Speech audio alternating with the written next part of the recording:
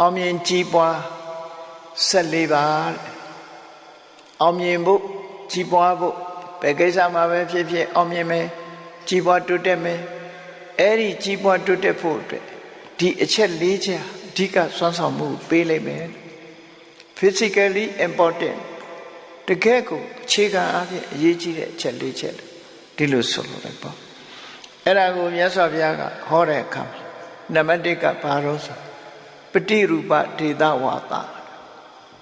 တင့်တယ်လျောက်ပတ်တဲ့ကိုနဲ့တင့်တော်တဲ့နေရာကိုရွေးချယ်တာဒါလည်းအလွန်အရေးကြီးတာပဲကိုပဲနေရာမှာပဲမွေးနော်ကြီးပွားတိုးတက်ဖို့အတွက်ကြတော့မွေးတဲ့နေရာကကြီးပွားတိုးတက်ချင်မှတိုးတက်မှာဗမာစကားမှာလည်းရှိတယ်တရွာမပြောင်းတကောင်းမဖြစ်ဆိုကိုနဲ့တင့်တော်တဲ့နေရာကိုနေထိုင်တဲ့အခါမှာလူတွေဟာကြီးပွားတိုးတက်လာ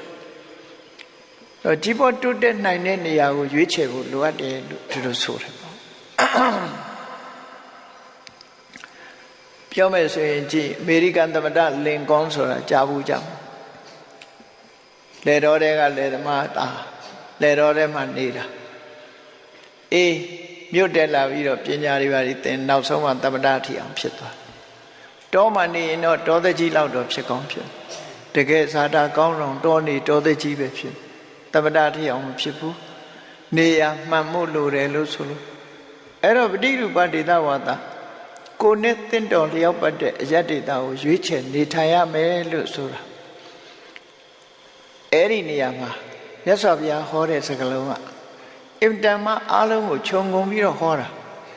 ပฏิရူပဒေသဆိုကိုနဲ့တင့်တော်တဲ့အယတ်ဆိုတာကိုဘာလုပ်ချင်တယ်လဲဆိုတဲ့အပေါ်မှာရွေးရကိုဘာဖြစ်ချင်တယ်လဲဆိုတဲ့အပေါ်မှာရွေးရပฏิရူပဆိုတာကိုနဲ့တင့်တော်တဲ့ဒေသဆိုတာအယထာဏဝါဒနေထိုင်တာအဲ့ဒါနေထိုင်ရမယ်ဆိုတော့ဒါဖြင့်ကိုဘာလို့ချင်တာတော့ဆိုတဲ့ပုံမှာကိုနဲ့တင့်တော်တာရွေးရမယ်ဆိုတော့စီးပွားရှာချင်တာလားပညာသင်ချင်တာလားကျမ်းမာရေးတိုးတက်စေချင်တာလားသို့မဟုတ်နိဗ္ဗာန်ရောက်အောင်တရားအထုတ်ချင်တာလားဟောကိုယ့်ရဲ့ရည်ရွယ်ချက်တွေပေါ့နော်ပါဠိမန်အမတ်ဖြစ်ချင်တာလားသမထဖြစ်ချင်တာလားဟောတခုစီကိုယ့်ရဲ့ရည်ရွယ်ချက်တွေအတိုင်းပဲကိုတင့်တော်တဲ့နေရာတစ်ခုရွေးရဒီလိုဆိုလို့ဟောအဲ့ဒီနေရာမှာပညာတတ်ချင်တယ်ဆိုလို့ရှိရင်ပညာသင်ခွင့်ရတဲ့နေရာမျိုးကျောင်းကောင်းကောင်းရှိတယ်ဆရာကောင်းကောင်းရှိတယ်တက္ကသိုလ်တွေကောလိပ်တွေကျောင်းတွေကောင်းတဲ့နေရာပညာတတ်တွေကိုအလေးပေးတဲ့နေရာမျိုးဒါမျိုးရွေးရမယ်အဲ့ဒီနေရာမရွေးဘဲနဲ့တောင်းအောင်စနဘုတ်ထဲသွားပြီးဘာမှမသိတဲ့နှလဘိန်းတုံးအတိုင်းဝိုင်းနဲ့သွားနေဘာပညာမှတတ်မှာမဟုတ်ဘူးဟောရွေးချက်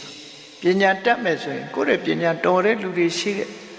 ဆရာကောင်းသမားကောင်းတွေရှိမယ်တက္ကသိုလ်တွေရှိမယ်ကျောင်းတွေရှိတယ်ကောလိပ်တွေရှိတယ်ပညာသင်ခွင့်ရတဲ့နေရာကိုရွေးချယ်ပြီးတော့နေထိုင်ခြင်းဟာသူ့အတွက်အောင်မြင်ကြီးပွားဖို့အတွက်မှန်ကန်တဲ့လမ်းကြောင်းတစ်ခုလို့ဒီလိုပြောအောင်နောက်တစ်ခုကပညာတတ်ချင်တာမဟုတ်ဘူးကျမ်းမာရေးကောင်းကျင်တယ်ကျမ်းမာရေးကောင်းတဲ့နေရာမျိုးဆိုလို့ရှိရင်စဉ်းစားကြည့်ပေါ့ရာသီဥတုလည်းကောင်းတယ်အစာအာဟာရလည်းကောင်းတယ်ဆေးရုံဆေးကန်းတက်ကြွတဲ့သမားတွေလည်းရှိတယ်ဆိုတဲ့နေရာမျိုးဟာ